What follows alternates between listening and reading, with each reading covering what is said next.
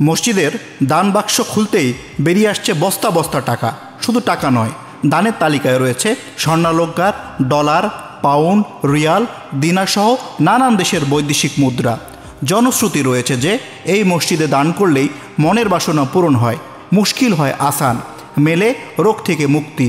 মসজিদটির নাম নিশ্চয়ই অনুমান করতে পারছেন। জি হ্যাঁ, ঠিকই ধরেছেন, কিশোরগঞ্জের পাগলা মসজিদ। আসুন সংক্ষেপে জেনে নেই পাগলা মসজিদ সম্পর্কে।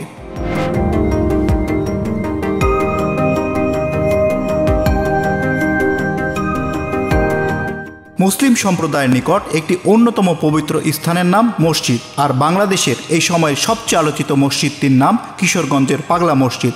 ইতিমধ্যেই ধর্মীয় এই প্রতিষ্ঠানটি দেশের অন্যতম আয়করী ধর্মীয় প্রতিষ্ঠান হিসেবে স্বীকৃতি লাভ করেছে।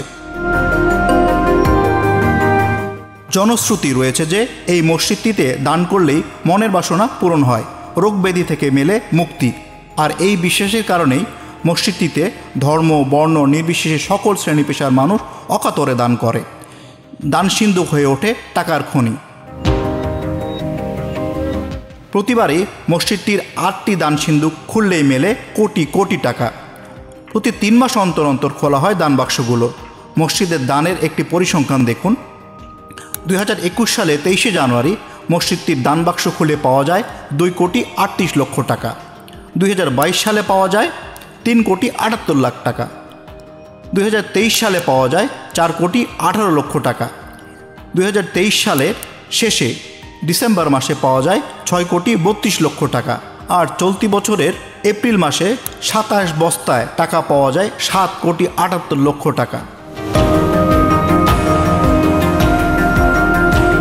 মসজিদের আয় থেকে বিভিন্ন সেবামূলক খাত, জটিল রোগীদের চিকিৎসায় এই অর্থ ব্যয় করা হয়। যেমন ক্যান্সার, ডায়াবেটিক্স, কিডনি, ডায়ালাইসিস, হাত পা ভাঙা, অসহায় লোকজন এবং বিভিন্ন দুরারোগ্য ব্যাধিতে আক্রান্ত রোগী ও অসহায় মেধাবী শিক্ষার্থীদের পড়াশোনায় এই অর্থ ব্যয় করা হয়। এছাড়াও মসজিদ সংলগ্ন মাদ্রাসা ও এতিমখানা এবং গোরস্থানে ব্যয় নির্বাহ করা হয় এই টাকা দিয়ে।